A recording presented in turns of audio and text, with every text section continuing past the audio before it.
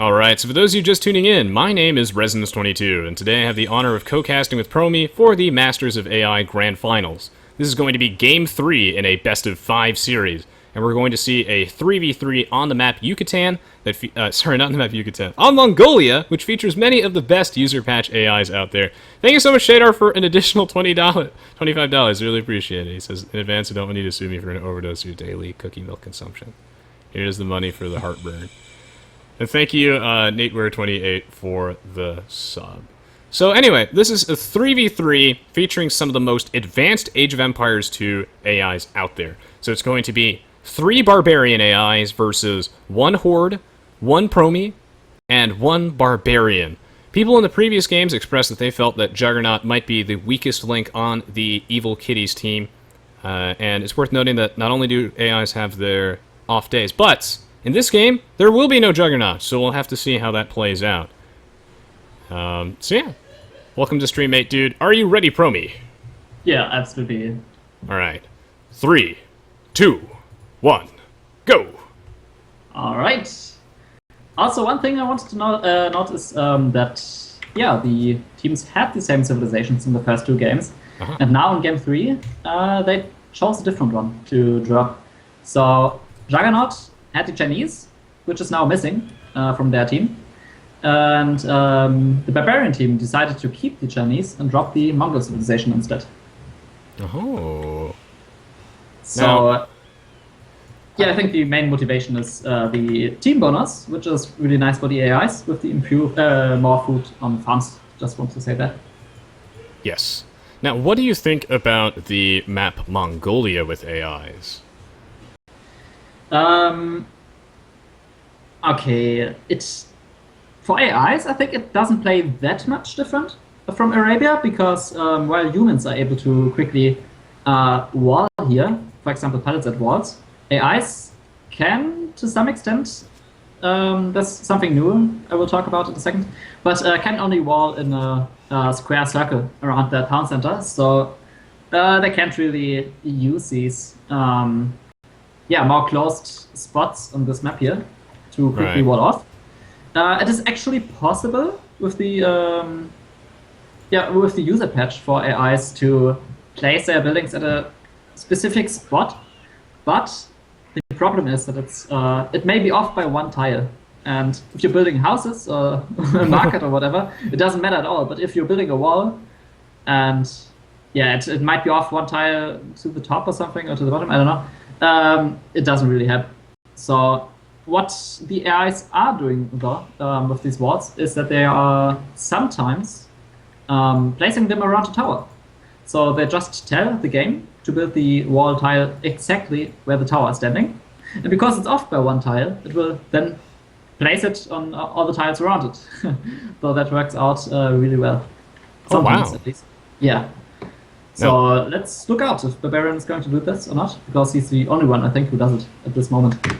And welcome to stream, Fangird Cute Story. Chromogen, I just installed the Voobly Spectator overlay mod on Voobly, and it worked fine for me. So I'm not entirely sure what's going on there. I really wouldn't know. In the meantime, at the start of the game, we're seeing Promi doing some nice little deer luring. So again, these AIs are taking full advantage of all of their food resources, something that the 1.0 C AI can't do, and certainly holds it back a lot. Yeah, the walling thing, that was always one of my favorite things about the Conquerors. Yeah, so many wonderful memories, you know, how they would wall in like a perfect square, oftentimes trapping themselves in an awkward way, you know, especially on Black Forest, you know, where they'd have to like path through their teammates' base because of that. Or they would build like a nice little fortress, and then they would build a lumber camp that would chop through their own walls, thus letting units in, which is always great. So it doesn't matter if the Conquerors AI built any walls; you can just walk right past them. Yeah. Yeah. Also, that was also fixed with the user patch. So now AIs can actually rebuild. Not rebuild, but they can close their walls. And that wasn't possible earlier, as you mentioned. Yes. Okay, let's take a look at the different AIs here. The Horde is actually the pocket for the Evil Kitties team here. Well, you might have guessed who it is for the Barbarian team, of course. So the Huns as pocket, very strong pocket civ. And in the enemy team, it's very important to note that is the Aztecs, which of course, don't have any Castle Age knights. So they might go for Castle Age Eagle Warriors actually again, like in game 1, or for Elite Eagle Warriors. And it remains to be seen if the Evil Kitties team can do lethal damage before the Eagle Warriors hit, the Elite Eagle Warriors, or they're just going to get flooded by them. Maybe we'll see yet again the Castle Age Eagle Warriors, although I doubt it, as the Elite Eagle Warriors are generally going to be a better strategy. I mean, it's a dominant strategy in human games as well, because, these AIs all use various human-based strategies, but Elite Eagle Warriors are so strong for the Aztecs, they're able to get to the Imperial Age just a bit quicker than everybody else. They have a very strong economy, their military units create 15% faster, and Elite Eagle Warriors are most effective in the early Imperial Age before players are able to get their counters out, and then the Eagle Warriors become less cost efficient. But that's something that we're going to expect. Thankfully, it's a slow strategy, a little bit, so this gives the Evil Kitties team maybe the window of opportunity that they need to take a game off the Barbarians. Yes, that's what I'm really hoping for, and not because I'm the script of Promi, but because I want to see some more games here. At least 4 would be really, really nice. Yes. So let's cheer for the Evil Kitties. Yes. And right now, the AIs are just taking their sweet time building up. The Barbarian, the purple one, is building a barracks. He's got 2 villagers on gold, so we'll have to see what his plan is there. It doesn't really signify too much. Promi is up to the Feudal Age. He is going to be our first AI in the Feudal Age. What is his game plan going to be? Shocker, it's an archer range because he can't build stables. He's the Aztecs. Yeah. He's probably just going to go for the usual archers and the skirmishers mix, I assume.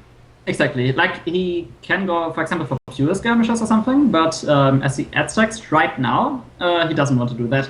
So, while there's more variety for different civilizations here, there isn't much this time because they're picking their civilizations. And he likes this archer skirmisher mix as the Aztecs. Yeah, it's just a great army composition for AIs in general. Like you said, the skirmishers are easier to use because you don't need to micro them as much, and everybody and their mother loves to make archers in the Feudal Age because they don't cost food, so they don't slow down your castle time as much, and they transition very cleanly into the Castle Age with bodkin arrow and crossman upgrades, so generally a good option, and since Promi is able to produce military units 15% faster, he should be okay in this matchup. The Purple Barbarian is opening up with nothing but skirmishers, it seems like. Okay, let's hope that the Promi AI will react correctly to this if we want to see a game 4, because he can't just run his archers into those skirmishers, and I'm pretty sure he won't, but if he sees this too late, this won't be good. Yeah, because it looks like Promi is going for nothing but archer opening, which again is very standard. Unfortunately, though, the Barbarian is opening up with predominantly skirmishers, so we'll have to see how that plays out, but Promi might be fine in the meantime because he does have a military advantage. Meanwhile, the Horde actually got a very slow Feudal Age time compared to everybody else. He just made it. Yeah. He's plopping down his stable and his blacksmith, so he will be going for the standard pocket knights. Yeah. There might be some variety between 2 stables and 2 town centers, or 1 stable and 3 town centers. But the Horde actually often likes to go for just these 2 stables and a strong early attack here. While Promi, for example, also likes to go for 1 stable from time to time, but it depends on the map, on the layout, and this can also be really strong. If the team can just hold on, the player will have such a strong economy. But we'll have to see if we... Oh no, never mind. Horde is just dropping a 2nd stable here. Yeah, he will be going for that 2nd stable. We see Promi mixing in at least 1 skirmisher with his army, so it should be good. Right now, I don't think he has... Yeah, he has not scouted the Barbarian's choice of units, which does have more skirmishers mixed in. By the way, can the Userpatch AIs choose to put a watchtower at the front of their base? Yeah, exactly. They can do that. And actually, it's not possible at the moment, but they can place a watchtower anywhere they want it to be placed. So that's really important. But the problem, yeah, as you said, is that Promi didn't scout the army composition of Barbarian yet. If he would definitely think about things a bit differently here, because right now he's only considering that it's going pretty well for him. Like he's getting a constant production of his units here, and he might be well advised to build a tower at some point before Barbarian just pushes in here. Indeed. With his skirmishes, yeah. Now, thank you, Hey, I'm Lucius, for the 5-month resub. If any of you were considering scripting your own AI and you were inspired by this, just keep in mind that it is a tremendous, ridiculous amount of work, but it is something that's very satisfying. If you're curious, AIs are sort of structured in a very complex series of, like, if-then statements, where they're just constantly taking in data, evaluating the situation, and changing up their builds. Like Promi said, if Teal had seen the army comp, then he might be making some different units. Now, it looks like Blue Scout has seen Purple's army, so does that mean that Promi is now aware that there are a lot of skirmishers? Yes, exactly. AIs will communicate that. And now I just want to point out the first real bug we saw here, which is that Promi builds a watchtower next to Green's town center. Aha! I know why this is happening, and I thought I fixed it, but apparently I missed something here, which is a bit unfortunate now, because that means that Promi will have to make do without a watchtower here against Barbarian, which will be pretty tough. I need a res bug emote. Part of me just thinks that he's just trying to tower rush his teammate. That is an unfortunate bug that will be 125 stone down the drain, but it won't loosen the game though, as Promi does have a fairly sizable military. He is a little bit behind the Purple Barbarian now in military population, but he has more villagers as a result.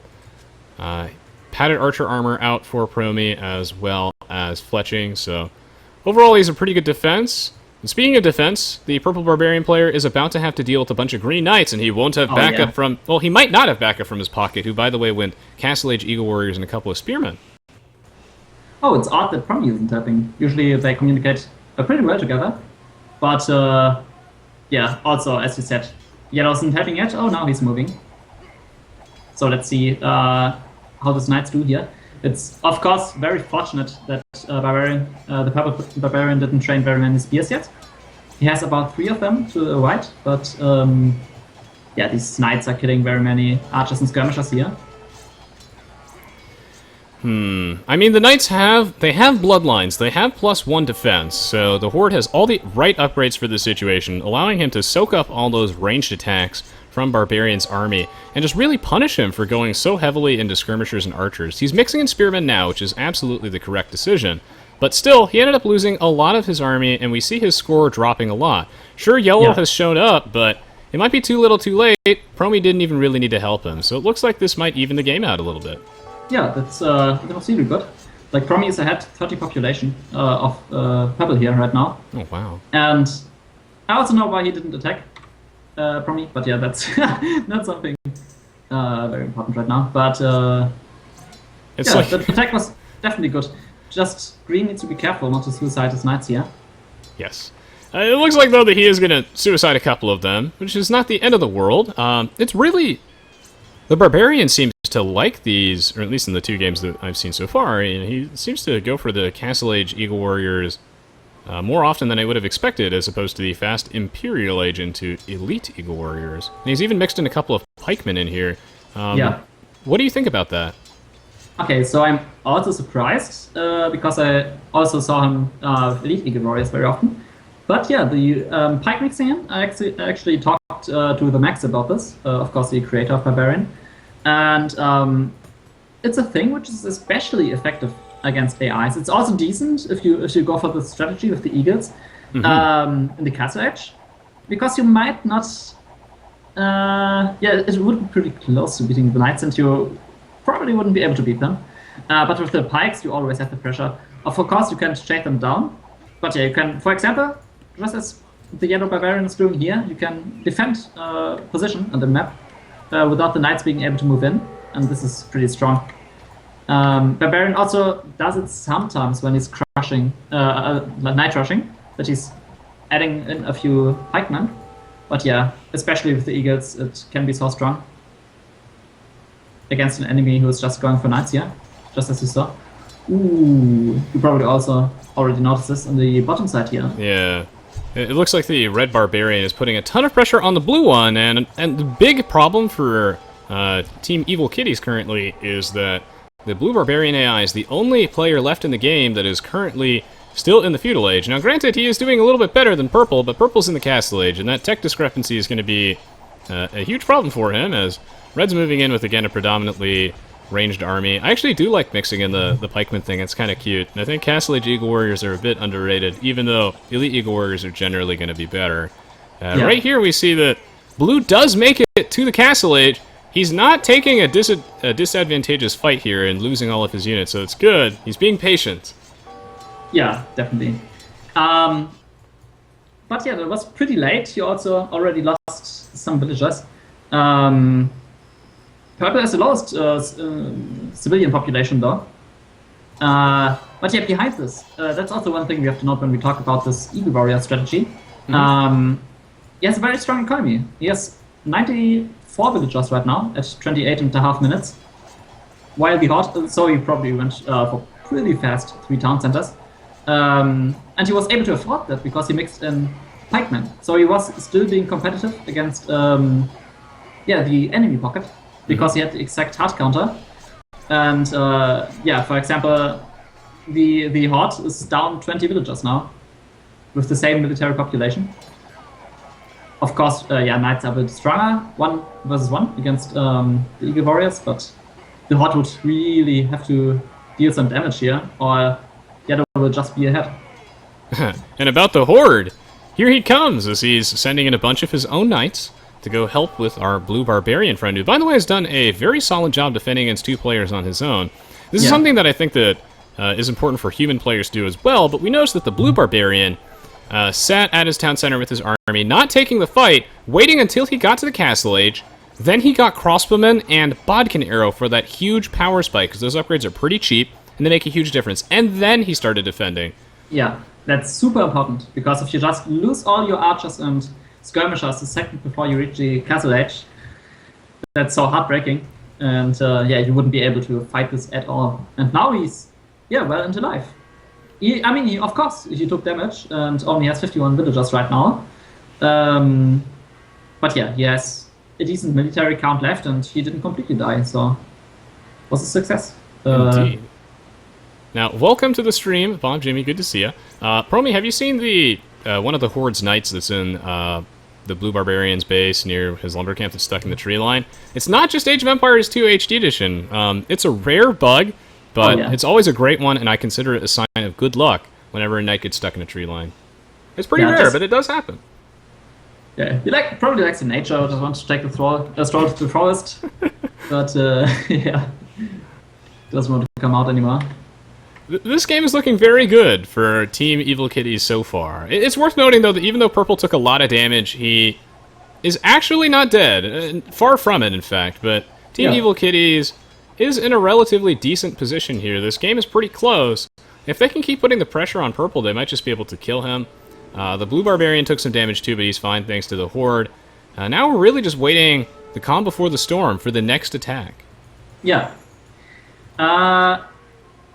So there's of course more action happening on the bottom left flank, but on the top right, between Purple and Cyan, there's also something interesting happening. And because of the damage that was dealt to Purple, Promi is now going up to the Imperial edge, any second now. And he has a lot of resources, and he has a 17 villager lead, which is pretty big. So on his own, he would be able to defeat the Purple player later on. So that definitely needs some attention by Yellow. Or the other option would be, of course, to completely kill the blue flank down there. But that's definitely something to worry about. I believe that the next attack will come very soon, as the Yellow Barbarian is our first player to the Imperial Age. And yep, he was waiting for that Elite Eagle Warrior research complete. We see here immediately, he's ready to roll out. So here comes the Yellow Barbarian. It looks like his target might be blue. Will Green be able to hold the line? I feel like the Huns have kind of a little bit of an awkward time dealing with elite Eagle Warriors unless you have like a ton of knights, but thankfully the Horde does, so... Exactly. They just need to move out fast enough, which is pretty tough, of course, against elite Eagle Warriors who just are so fast with flood right in there. But Barbarian also has a lot of crossbows, so he can stall for a bit, and yeah, this will still be very, very tough. But they might hold the first wave here, I think, if the Horde decides to move out. Well, right before this battle begins, I'll say welcome to the stream as well. Beer Spam, good to see you. Here come the elite Eagle Warriors. Will he mess up the Barbarians' mining camp? No, he realizes this is not a high priority, and the real goal is... Oh, he's actually going straight for the Horde! Wow, okay. That's interesting. And blue is moving. So he's adapting too. And, well, that's a very interesting decision. I mean, the Horde does have quite some knights, but, yeah, it definitely needs blue's help here. Against these +4/+4 Eagle Warriors. Elite Eagle Warriors, of course. Yes. We'll do, Nate Weir. We're doing our best. Right now, Green has a huge army of cavalry units trying his best to defend, and it looks like actually, you know, Yellow is less than comfortable taking this fight. He will be pulling out of this town center fire, and now he's fighting on top of this hill, which is good. He is still a bit outnumbered. Right now, the big raid boss in this game is our Yellow Barbarian, but if everyone can survive, then things are looking good for the Evil Kitties team. He just needs to hold the line, and well, it looks like they will be able to, so Yellow Barbarian petering out a little bit. Yeah, that was that was really nice for the Evil Kitties team here. The Barbarian had this moment of indecision where he wasn't sure if he should attack now or not, and he went in and then attempted to go back out, but it's not as easy when you have knights chasing you. Yeah. Can outrun the horses. Thank you for the resub, Ox4. Onto the game itself. AIs are collecting a bunch of relics, which someone asked about earlier. Yes, they do put a good, solid emphasis on that, but nothing too excessive, so they'll be picking those up. Right now, red and blue are about to duke it out. However, unfortunately, this does favor the red Barbarian significantly, as he does have like a 50 population lead, huge Huns army here. While the blue Barbarian does have a decently sized army, he's going to need some serious backup because here comes the yellow Barbarian, now throwing in a ton of pikemen. He's got Garland Wars, too. Oh, wow, yeah, this will be so hard to hold. Oh, Barbarian does have Cavaliers, but will still be very tough, especially against this many pikemen, which are also being added here. I think the one saving grace for the Evil Kitties team is that maybe Promi can move out and then mop up Purple, but Purple has such a huge army. His score is low, but his population is actually just the same as Promi, so right now Promi's just waiting for some essential upgrades for that opportunity to pounce. Can Blue hold the line? Ooh. Yeah, exactly. It's really surprising that Purple has such a high military population. But yeah, let's look at this fight here. The Horde is moving in with his Cavaliers. Let's see the upgrade here. He has +4/+4 on his Cavaliers, so he might actually be able to defeat this first wave here. But Blue, of course, already took some major damage. The obvious thing that would be great here would be some champions, but the Huns don't get them, which always makes it really awkward when you're the Huns and you're trying to deal with things like, say, the Goths Huskarls, or dealing with a bunch of elite Eagle Warriors. So really, Cavaliers are the best thing that he can do, and he has a good chunk of them. Blue barely clinging on to dear life. Meanwhile, at the top of the map, Promi is ready, but he needs to get those siege weapons into that castle. And if you've played enough AI games, you guys are fully aware that there are two things that are AI's kryptonite: is one, watchtowers, and two, castles. The Cap Rams are coming in though. Promi's losing so many units here. Can he put the finishing blow? He has the tech advantage. The bad thing is that he still has all these elite skirmishers left. He never lost them, and he even trained some more on the castle edge when he wanted to make sure that he wasn't going to get attacked by these crossbowmen. But now they're holding him back because these elite skirmishers get less and less valuable as the game goes on, except for when gold runs out. But it's not the best here, and the capped rams are actually being taken down here by this battering ram, it seems. But he has more of them, so it's a race. I gotta tell you, Promi, this has to be one of the most unfortunately placed cliffs and castles I have ever seen. That is unfair. That's really unfortunate. The castle is actually going down, but now there's a whole different problem here. Yeah. And it's the raid boss. Yes, Yellow has shown up. Yeah. Promi will need some help to deal with this. Meanwhile, the Horde, absolutely terrorizing and dominating the bottom half of the map. Can he turn this game around? It looks like he's actually sending a large group of cavalry Yellow's base, so maybe Yellow has to retreat. This game's intense. Yeah, definitely. Green is such a nice army too. But yeah, it doesn't seem like he's sure on what to do yet. So... He's parked his units in the middle of the map. He's loading the appropriate response. Will he go in? Meanwhile, our yellow barbarian friend is propping down 4 monasteries in a row, perfectly distant from each other. yeah, I see him right now. Every OCD Aoe2 player's dream. Check out this barbarian base. Is it not beautiful? Perfect. Oh, Green's coming to help now on the Promi side. He's attacking undefended lumber camp here by the purple player. And Hussars are, of course, great at chasing villagers down. Oh no! This is your classic team game of Age of Empires 2, where the pockets are just trying to figure out where their army is needed, and the moment that you're like, alright, fine, I'll help you, and you send your army to the other side of the map, you're needed on the other side, because right now, Blue is getting attacked by Red, who has a massive army. Green's not here to help him. So we might do one of my favorite things in Age of Empires 2, where we trade teammates. I'll give you purple, you can take blue, we'll see who dies faster. Yeah, I had some awesome games like this too, and it looks like Green, will focus on purple now. But it doesn't look too great. They're not making the best progress because the capped rams are actually stuck behind the skirmishers. And that's very unfortunate. He needs a trebuchet. And this is not HD, guys, by the way. Unit pathing was never good in Age of Empires 2. It's just a little worse in HD, but it was never that good. Good news is, though, the Rams will get through at some point. And the trebuchet is taking castle down now, but if you look at Blue's base, Red is all over it. That's really tough. Although, Red is pulling his army back to try and deal with some of Barbarian's villagers, so really he just needs some serious help from Green or somebody. This is a really risky gambit from the Evil Kitties team, because Purple overall just has a better defense. Yes, he's dying, but I really feel like Blue is going to die much faster, and that could snowball the game. They just have to kill Purple really quickly, but Yellow's moving out. Blue will die really fast now with all these +8 Elite Eagle Warriors. And Barbarian, the Hun Barbarian, of course, will probably finish up his Paladin research soon here.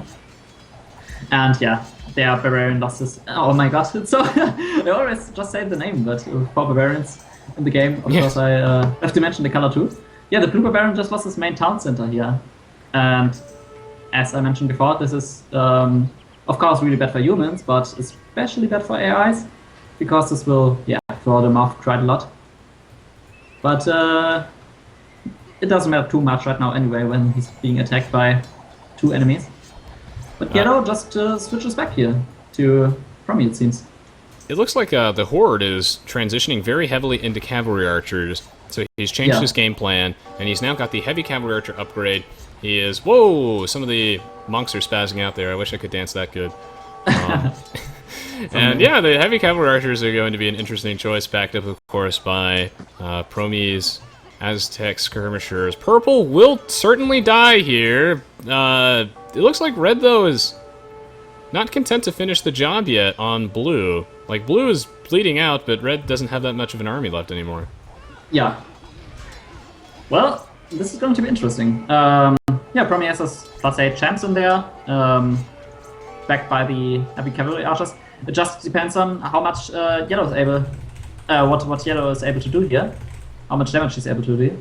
But as you remember, Yellow is still on his Elite Eagle Warriors and Pikemen against the +8 champions. So there's really no point in attacking Promi for Yellow. Yes. And he would be better advised to change his target or change his unit composition here.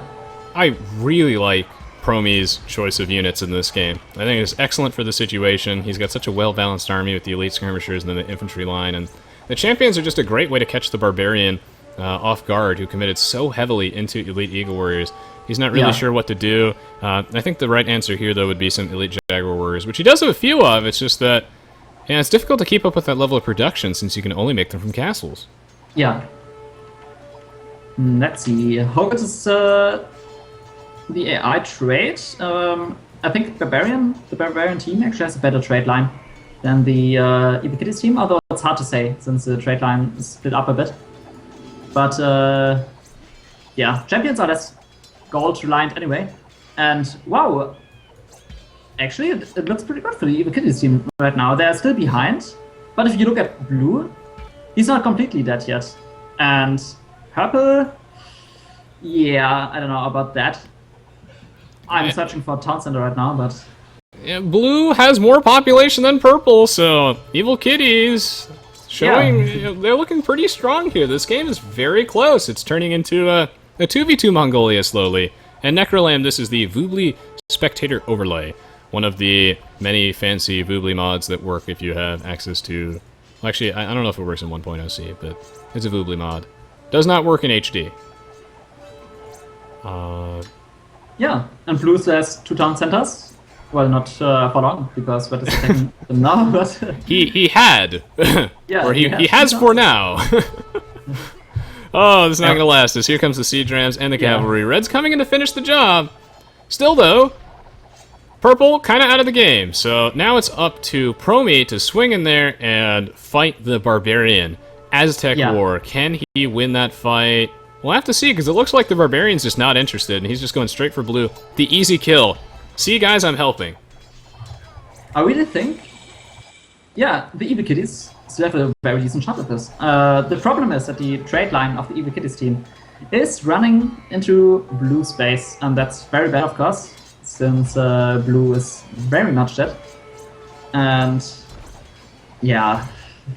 if they can relocate that trade line, or are lucky that the enemies kill the market there, then it looks a whole lot better for them. But even for now, if these champions here by Teal or Cyan enter yellow space now, who is still training Eagle Warriors and Pikemen, then that may be enough to deal a decisive blow here. Now we just even in the top of the map, the Barbarian team lost some trade cards there. I see some dead bodies. So even champions can kill trade cards, even if they are not very efficient. They're doing so because they're so slow, but yeah, everything is still possible here. It's really awesome. Yeah, now this is the epic AI game that we were looking for after last game. As right now, you know, green and red are very evenly matched. 2 Huns players, although I do kind of... I mean, even though red's army is scarier, it's also more expensive, so... Yeah, if green can grind this out with some halberdiers and heavy cavalry archers and not die, then he will end up saving a lot of money. All eyes right now are on where Promi will go next, and it looks like straight to the trade line, causing absolute havoc. Nice! This is what I like to see. Yeah, that's actually intentionally, but it's unfortunate that his army composition isn't that great at killing the trade, but he did kill some quite some of them. As you can see, the Arbalists down there shot quite some of the trade cards down. Wow, Purple is actually trying to rebuild his town centers. Promi says no. Oh, this is great. Oh, Yellow did the correct choice now of adding in Elite Jaguar Warriors. Yes. He is mindly mixing those into his army, and if you ever end up in a close stalemate team game, what do? The answer, of course, if you can kill the enemy trade line, then you'll stop their gold income, because the late game in Age of Empires 2 is all about that trade line in the team games. If you can take out those markets, take out those trade carts, you can turn the game around. And that's why I love that, Promi is going in there deliberately to focus down those markets and really cripple their trade line. So we'll have to see if that pays off. Meanwhile, it looks like Yellow's he's tired of this. He's going straight for the throat, directly into Promi's base with a couple of units. Yeah. Well, let's see if he changes his army composition accordingly. He is training some Arbalists now, the teal player, which is, very good, but it looks like Yellow isn't attacking after all. He's moving back a bit here. Green just has to be able to hold the line versus Red, and it's close, but I think he'll be able to do it. I really like Green's units. These are the units that Troy would have made. It looks though like Red is also going to be transitioning into some heavy cavalry archers. His army is more expensive, it's more powerful, but it will be draining his economy over time. Will waste a lot of gold, or Green's been more conservative with his resources, and You know, fighting underneath his castle has proven to be very advantageous towards him. I think that the Horde will be able to hold this. Meanwhile, Promi and the Yellow Barbarian doing their little dance. When will they actually fight? Yeah, that's a good question. Let's see. Right now the focus is around some mining camps here in the middle, which aren't too important, but looks like part of the armies will... no, actually they miss each other again. Yellow is just running past it here, right to Promi's face. Promi still has about 4 trebuchets with some units up there. God, I love to see it when players, especially the AI, uses like siege ramps to take out siege onagers. This is something that I think a lot of new players aren't aware of because it doesn't come up too often, but battering rams actually have an attack bonus versus all other siege weapons. Yeah. So, you know, even though they're very good for buildings, and please don't use them to try and kill like a group of champions, you can actually use them to, you know, snipe off enemy onagers, enemy rams, trebuchets, and whatnot. And it's just cool to see that in action. Right now, it looks like Promi is getting a little bit of a favorable engagement in these skirmishes versus Yellow, and Green slowly moving the line forward. He's got a large group of heavy cavalry archers. Yeah, that would be really important for the Kitties team here, if the green player would be able to overpower his enemy. Ooh, but right now he's retreating a tiny bit with his units. It looks like, actually, Red's reinforcements might be too much here. But now Green is adding in some hard counters to big patterns. Some halberdiers here, which are also very cheap, which is very good. Especially because they don't cost any gold and their trade line isn't that great. It doesn't expand or extend for that far. And meanwhile, even though Promi could grab some of the markets of the Barbarian team, they still have one market in a very good position there. So they still have a very nice trade and a lot of gold as a result. Well, good to see it, Neil Faird. This is such a close game, and I really am not exactly sure who's going to come out on top here. Both teams seem to be doing a very good job holding the line. One thing that's caught my attention throughout this entire game is watching poor Blue and Purple just desperately trying to find a safe place to put down their town centers, and neither of them really able to do that, both battling over who can have the lower population. But it looks like Purple has finally found a home, going to put down a bunch of town centers, a nice, well-positioned castle. He's got the corner of the map to himself. He's booming back up. Now we just need to wait for Blue to find a little spot that he can call home. Yeah, he has one, but it's not what I would choose. Yeah, it's not that safe. Yeah. Yeah, he's only Eclipse separates his town centers from the battlefield here. But yeah, Green is pushing back, so if that works out, then it doesn't matter at all. Yellow is coming to help though, and I'm not sure what Promi is doing with his army at this point in time. Let's see. He only has 28 military units, it looks like. Yeah, it looks like he crashed just a second earlier here. He also doesn't have a lot of gold. Gold is really important for them right now, and yeah, as I said, the trade line really isn't that great for the Kitties team here.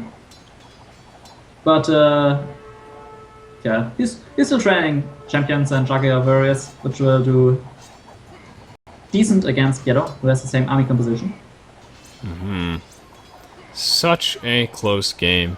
Things are looking a little bit precarious for Team Evil Kitties, as they are giving a bit of time for Purple to slowly worm his way back into the game. He's up to a whopping 40 population at 1 hour and 8 minutes into the game, so he's getting back, whereas, the Blue Barbarian is growing a bit too, but obviously a lot slower because he picked a very unfortunate, unsafe location for those town centers, and he's going to need additional resources if he wants to put down more of them. Still, though, Green proving to be dominant, so the Horde beating the Barbarian in the Huns War, just barely. He's got some momentum, he's pushing out. Maybe this will give Blue some breathing room, and this game can go on for another 18 hours. Yeah. Oh, I recently saw such a game on Reddit where someone played 1 versus 3 AIs on HD for like 17 hours or 14 hours or something. Oh, yeah, the Goths one. Yeah, that's dedication. That's dedication. One really fun thing that I recommend that you guys do is play versus the AI in HD, Promi's one, and don't cheese them, make him Goths, and then you're in for one hell of an Imperial age. It just never stops. But if you would like to have a very high amount of units killed, that's one way to do it. Goodness gracious. Right now, green still trying his best to fight back. Yellow moving into Teal's base with some elite Jaguar warriors. He really just doesn't have that many. Right now, they're just kind of petering out of momentum, and Promi's doing an excellent job defending against this. Yeah, it's really awesome to see that they're still in the game like this against a full Barbarian team, which is widely considered to be the strongest AI around here. But yeah, it looks like Horde and Promi are actually pretty close here. And in all 3 games so far, 1 and 3 have been especially close. It's just really nice to see that the other AIs caught up a bit, I think, because for quite some time Barbarian was the clear #1, and it's still the #1. But yeah, it definitely has competition here, as we can see. Yep. The window, little gap between all the AIs has been shrinking for sure, as they only get better over time, and man, do I love Green's unit choice. Feels good to be able to say, nothing feels better than when you're losing in the early game against the big bully that is massing a ton of paladins, and you're struggling, you're bleeding out, but you hold the line. He's out of gold, but you have plenty. You've been saving up your gold the entire time, and now it's time for the pushback. And that's exactly what's going on with the Horde. His army is just very efficient since it's primarily heavy cavalry archers. Once he gets enough of those out, it's really difficult for Red to start killing them off. Yeah. Yellow... Poor Yellow, he's found Blue's town centers, by the way. Oh! Damn. Well, let's hope that one survives, or he rebuilds elsewhere, which would be even better, of course. The trade line is actually still going to Blue's town, so it's even more important that Green keeps pushing here, so that the trade line doesn't get detected by the enemies here. These AIs just do such a great job macroing. It's so cool to see them build a base and then manage all of their villagers super duper efficiently, making sure that they get everything out of every last drop of resources. Right now, the Red Barbarian player mixing in a lot of halberdiers. This is a really tricky spot to fight with melee units, since the Horde is fighting, in all those narrow choke points around those houses, so pretty difficult to get up to those heavy cavalry archers. Green doesn't actually have that many military units over Red. It's only about a difference of 25-ish, so still though, Red will lose this battle. What's going to be decisive here, I think, is going to be if the Horde can get into Red's base, because right now it looks like Promi and the Yellow Barbarian, they're so far away from each other. They're both Aztecs. It's going to be really difficult to break that line. Yeah, they would need some power buildings here. What is scary, though, is that Purple has been rebuilding very well. Oh, he has an army now. Yeah, he has a decent villager population, and will, of course, be more. But yeah, he also is starting to train an army now. So that might just shift the game back, or not back, into Barbarian's favor, but I mean, it is already slightly in his favor, but no, I'm not even sure. It's really close. Without Purple, it's really tough to say who will come out on top. I might even say that it would be the evil Kitties team, but fingers crossed. Yeah, we'll have to see how fast Purple can get back into the action here. One important thing is that there are actually a lot of things that I think players can learn from watching, Userpatch AIs or HD AIs. One thing that's really important here, as we saw from Purple, and please do this in your own games, if you almost die, what you want to do is you want to rebuild your base near one of your allies and focus entirely on getting a strong economy before you make any military units. You don't want to slow yourself down further with a wimpy army that's not really going to do anything. And now that Barbarian, the purple one, has a strong economic foundation, he's ready to make military units. He put down a ridiculous amount of town centers, he got some tribute from his teammates. Those are the things you need to get back into the game, and now that purple's in the game, things are looking scary, and the Red Barbarian looks like he's pushing back against green because green is sending his army to yellow. Ooh. Yeah. Red is just pushing in here. Just for 1 second, at which point in time are you in the game? I am at 1:19:00 currently. Okay, then I will pause for a bit.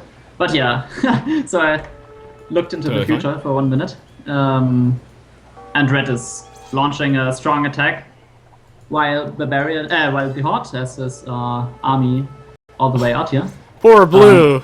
He built another town center, and then green decides it's time to attack yellow, and as a result, the blue barbarian just not getting any breathing room. Yeah, that's so tough. Ooh, what a difference it would have been if blue would have placed his town center at a different location. But of course, it's very hard for AIs to figure out a good position for this. Yeah. They just kind of have to do a lot of guesswork, and unfortunately for him, he keeps putting it right in the middle of the battlefield. And now the fight is into green's base, and perhaps the Horde made a horrible mistake by, instead of pushing into red, going into yellow. He has his army in the middle of the map, and he's torn. If he has to turn around, I mean, he killed a bunch of yellow's villagers. He's going to lose so much of his base. Yeah, that's really not what he wanted. And blue, there. too. Yeah, it looks like the Horde will actually not completely break here, but the trade line is dying, and green also lost at least one town center. Might lose more. But yeah, the most important thing might be that the trade line is completely being completely slaughtered here. And green still has a decent army, but actually he has a very nice army, but he doesn't use it to its full efficiency here. Well, thank you so much, EC the Lion, for the $10. He says, Promi has been awesome. Thank you for the co-host. Yeah, a lot of people have been saying in the Twitch chat that they're really enjoying your co-casting. So again, thank you so much for joining us today, Promi.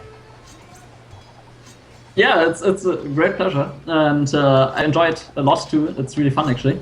So thank you very much to everyone who is enjoying this, and yeah, for the compliments in between here. Especially because I didn't think I would do a very good job at this, because yeah, it's my second time casting something. Might even be considered the first time, and English is my first language. But yeah, it's been great so far. The important thing here is that you're in your element, watching your own AI, duking it out with everybody else. And speaking of that, the Horde has finally retreated back to his base, and he's like, "Oh, what have I done? Let me clear out this little. Let me clear out this little mess." Yeah, the cavalry archers came back and thought, "Hey, what happened here? So many dead bodies, and yeah, everything destroyed." We look away for 1 minute, and everything just immediately explodes. Thank you, Move, for the 653 sub. JT Lonely Knight, it's worth noting that AIs don't have that much control over where they rebuild their town centers, or they don't have full control over where they position their buildings either. So the purple AI is building more efficiently than blue because the blue one just happened to put his town center in the wrong spot. But that's why we have the res rigged emote. Yeah. All right. So, question by Jupe: why can no one match the Max's AI? That's because part one. He's a very, very strong player. And not only that, but he's a good part of why he's that strong is because he knows everything about the game. Like, he can tell you, if you research this blacksmith technology, it will take this unit to kill this unit 2 more hits. And he will just know things like this. And this is able to create really strong build orders for his AI. Not just build orders, but also, yeah, knows what to do super well. And that's a really strong advantage he has, deservedly. And also that the Max is just relentlessly going at it and is working really hard on this AI since several years now. So he definitely deserves this #1 spot too. It's just impossible with this combination to create an AI which isn't the #1. Yes. So Max OP. Why it's dominating here, the Barbarian team. The rest of the AIs that we've seen throughout this tournament, though, are quite close. At least the gap is being bridged.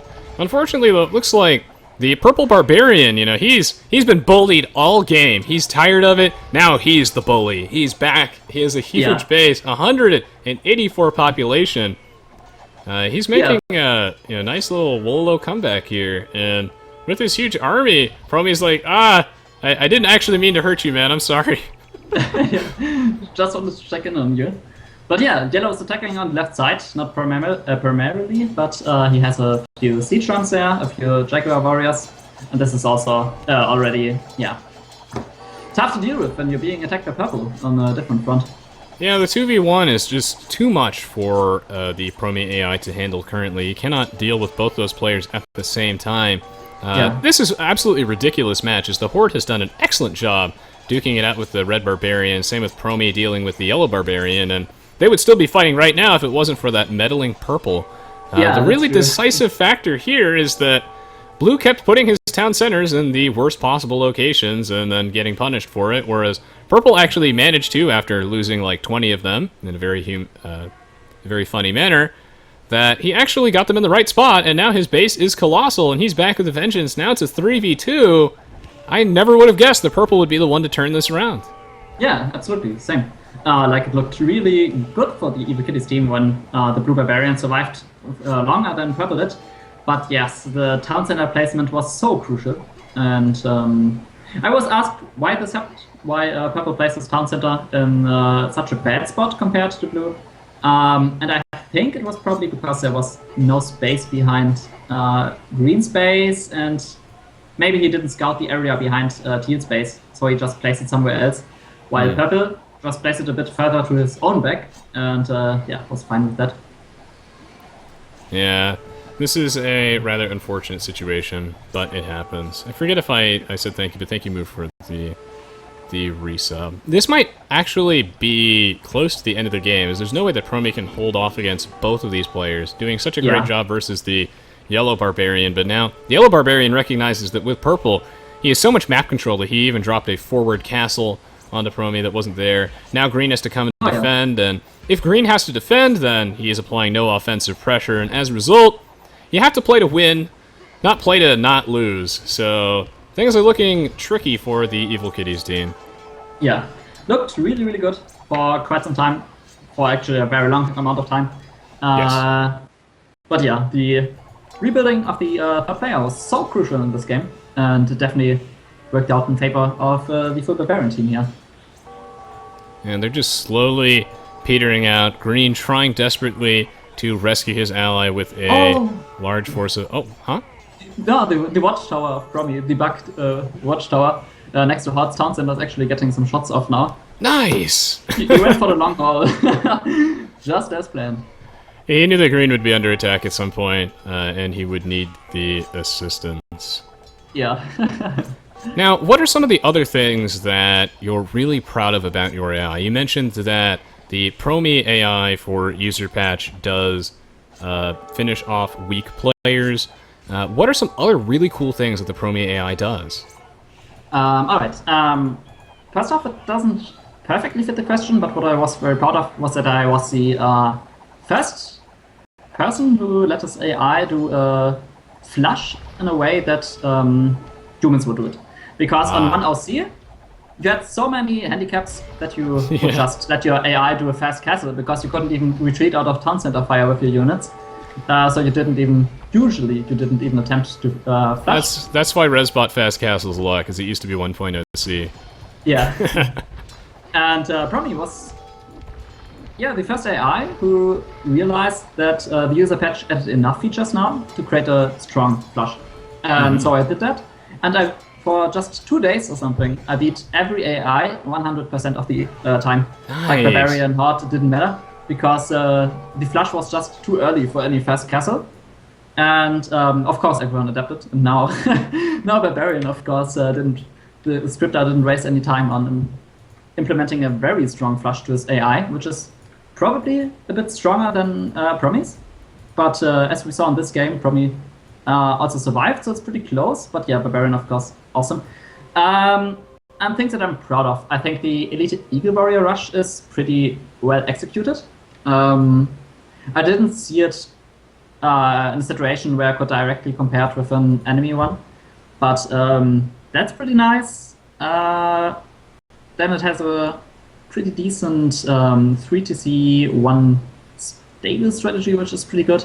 And yeah, else just these little things like this retargeting in the situation where one player is almost dead, and he takes several things into account when deciding if he wants to switch his target yet or not. I think every AI has this little own features which other AIs don't. Yes. And yeah, just that. Now, have you taken a chance to look at this ridiculous timeline?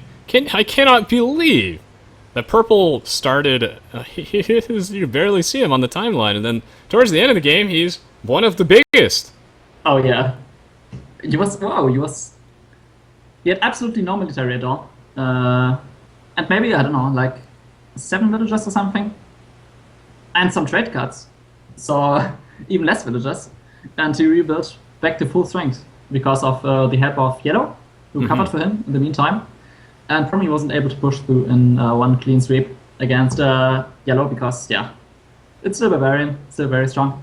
And so it was pretty equal. And yeah, that was so crucial here. This was just an excellent game, and I think a great way to end the series. While I would have loved to have seen it go on to additional games, this match was very close with plenty of ups and downs, and just goes to show that even though the Barbarian is such a strong AI, it has some competition that comes very, very close. And yeah, this is an excellent show from all of the AIs in this match, and oh, it all just comes down to some town center placement. I had a blast casting all of these games, so again, thank you so much for not only inviting me to cast the finals for this tournament, as we all know I'm a huge fan of AIs, but also for just joining me today and providing a co-commentary. I think you did an excellent job, and I see nothing but bright things in the future for Age of Empires 2 and AIs in general. Yeah, thank you very much. It was a blast, definitely, and I just have the same sentiment about H2. I think it's really great that it's this alive as it is right now. It was always alive, but yeah, with the user patch and HD launching at not the same time, but yeah, separated by just 1 or 2 years, many players came back because the game was suddenly able to be played with much less bugs, at least for well, how do I say this? The user patch fixed very many bugs, and HD is the process of fixing bugs. Yeah, so it was work in progress. Yeah, and hopefully. Yeah, so it's great that the game revitalized to this extent. It's just so awesome because I love H2, and as I said, I could always play it, and I would never get bored, while I would get bored quickly of other games. Oh, so same here. Awesome. I think it speaks volume for how great of a game Age of Empires 2 is, when after like 17 years now I'm still playing the game. And I never would have dreamed, if you showed me when I was a kid, that AIs could ever be even close to as advanced as they are now. So yeah, this was I had a wonderful time casting all these games. Thank you for joining us, and I will post the VODs on YouTube soon, guys. You can find links to everything you need in the video description below, links to watch all the previous games and whatnot. And yeah, I'll see you all around. So thank you so much for watching, everybody. Bye, Promi. Oh, yeah? Yeah, sorry. You can say something.